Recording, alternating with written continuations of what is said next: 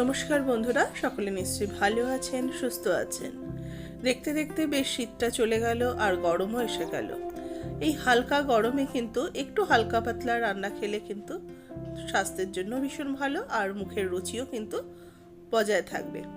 আজকে আমার রেসিপি হচ্ছে একদম সাধারণ একটা রেসিপি, ভেন্ডি আলুর ঝোল। খেতে কিন্তু অপূর্ব স্বাদের হয়।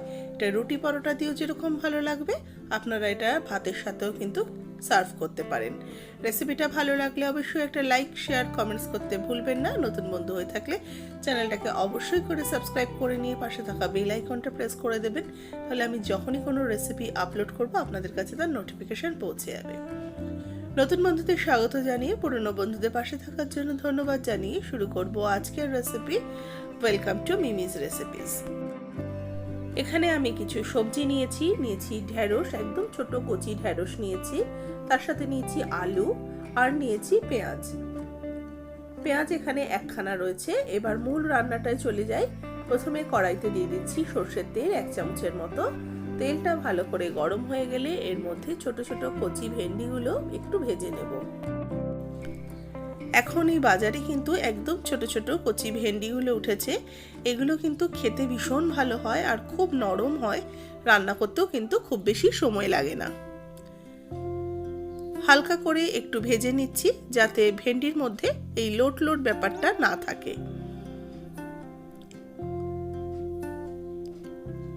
মিনিট 2-3 সময় ধরে মিডিয়াম টু লো ফ্লেমে রেখে আমি একটু লাল লাল করে ভেজে নিয়েছি। দেখুন হালকা একটা ভাজার রং এসে গেছে ভেন্ডিগুলোর মধ্যে। এবার এই ভেন্ডিগুলোকে আমি একটা অন্য পাত্রতে তুলে রাখবো।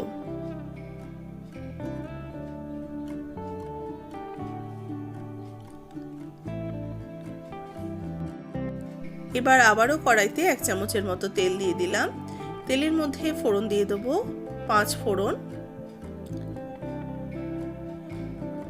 ফোড়ন দেবো আর একটা কাঁচা লঙ্কা চেরা দিয়ে দিলাম। এবার 5 ফোড়ন আর কাঁচা লঙ্কাটাকে মিনিট খানেক একটু ভাজা ভাজা করে নেব। তবে এই ফোড়নটাকে কিন্তু একটু ভালো করে রান্না করতে হয়, কারণ এটাতে খুব বেশি যেহেতু মশলাপাতি যায় না, সেই জন্য এই ভাজাটা ফোড়নের যে ফ্লেভারটা যেন ঝোলের মধ্যে থাকে সেরকমভাবে একটু ভেজে নিতে হবে। তারপরে কোচানো পেঁয়াজগুলো অ্যাড করে দিচ্ছি। পেঁয়াজগুলোকেও একটুখানি হালকা নাড়াচাড়া করে এর মধ্যে কেটে রাখা আলুগুলো দিয়ে দেবো।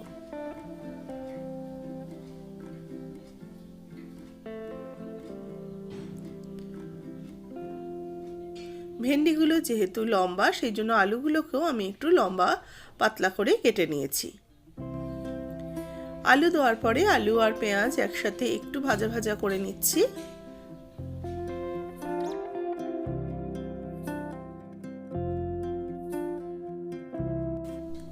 এবার এর মধ্যে স্বাদমতো লবণ অ্যাড করব। একটু হলুদ গুঁড়ো দিয়ে দিলাম আন্দাজ মতো। এবার লবণ আর হলুদ গুঁড়ো দিয়ে আলুটাকে একটু নাড়াচাড়া করে নিচ্ছি। এর মধ্যে এবার অ্যাড করব একটু লঙ্কার গুঁড়ো। ঝালটা নিজেদের টেস্ট অনুযায়ী দেবেন। আমি এখানে 1/4 টিস্পুনের মতো অ্যাড করলাম। তার সাথে সামান্য একটু জিরের গুঁড়ো, একদম 1 পিঞ্চের মতো, আর দিলাম 1/4 টিস্পুনের মতো ধনের গুঁড়ো। জিরের গুঁড়োর থেকে ধনের গুঁড়োটা একটুখানি বেশি গেল। এবার এর মধ্যে দিয়ে দিচ্ছি ভেজে রাখা ভেন্ডি বা ঢেঁড়স দিয়ে ভালো করে মশলার সাথে একটু নাড়াচাড়া করে মিশিয়ে নেব। মিনিট খানেক একটুখানি নাড়াচাড়া করে নিয়েছি ঢেঁড়সগুলোকে। এবার এর মধ্যে জল দিয়ে দিচ্ছি। যেহেতু একটু ঝোল ঝোল হবে, আমি এখানে প্রায় 1.5 কাপের মতো জল অ্যাড করলাম। খুবই সিম্পল অথচ খুবই সুস্বাদু একটা রেসিপি। এবার এর মধ্যে স্বাদমতো চিনি অ্যাড করব। চিনিটা সম্পূর্ণ অপশনাল, একটু চিনি দিলে টেস্টটা ভালো আসবে, আর যদি প্রয়োজন না থাকে নাও দিতে পারেন। এবার হালকা করে একটু নাড়াচাড়া করে এটাকে ফুটতে দেব।